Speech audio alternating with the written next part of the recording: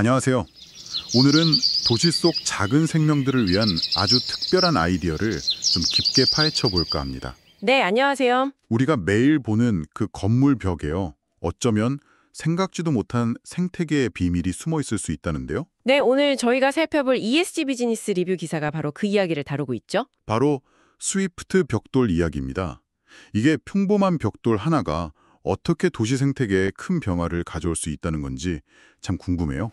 네, 핵심 주제가 바로 스위프트 벽돌인데요. 이름처럼 칼새, 그 스위프트를 위한 거긴 한데 사실은 이게 훨씬 더 많은 도시 속 작은 생명들에게 중요한 집이 되어준다는 거예요. 아, 칼스만 쓰는 게 아니군요. 네, ESG 비즈니스 리뷰 기사를 보면 벌이나 박쥐 같은 다른 동물들을 위한 생태 건축 요소의 필요성까지 생각하게 만들더라고요. 흥미롭네요. 그래서 이 벽돌이 왜 필요하고 또 어떤 기능을 하는지, 그리고 이게 우리 도시 개발에서 어떤 의미를 갖는지 오늘 기사를 보면서 같이 좀 이야기 나눠보겠습니다. 좋습니다.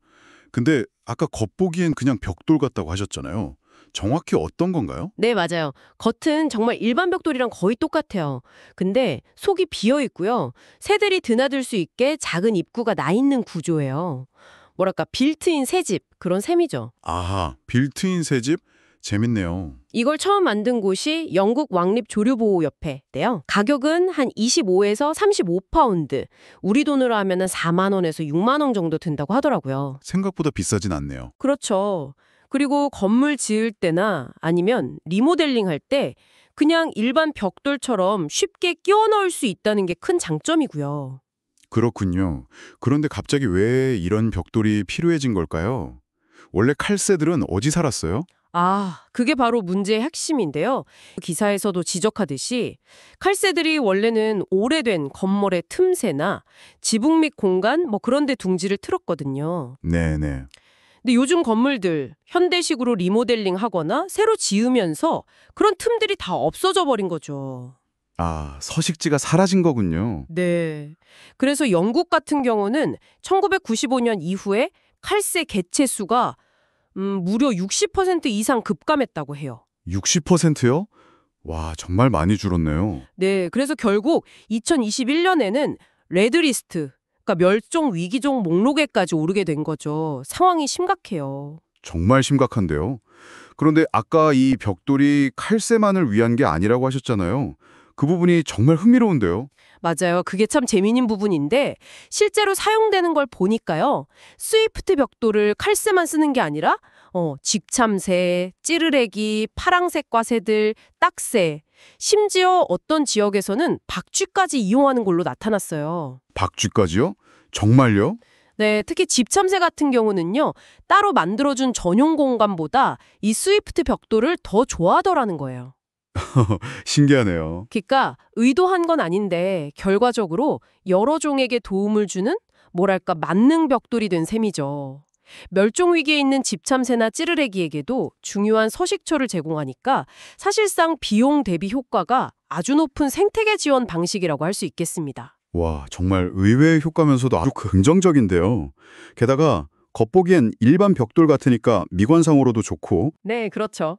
외부에 따로 다는 상자형 둥지보다 유지보수도 거의 필요 없고 수명도 길다고 하니 장점이 정말 많네요. 맞습니다. 또 고양이나 이런 포식자들로부터 좀 더 안전하고 급격한 온도 변화에도 좀 더 잘 견딜 수 있다는 점도 중요하고요. 아, 도시 환경에서는 그런 점들이 필수적이겠네요. 네. 그래서 이런 장점들 때문에 영국 정부에서도 꽤 관심을 보이고 있어요. 국가 계획 지침 같은 데에 스위프트 벽돌이 언급되기도 하고요. Living with Beauty라는 보고서에서는 새뿐만 아니라 벌을 위한 벽돌 설치도 권장하고 있거든요. 벌 벽돌도요? 네.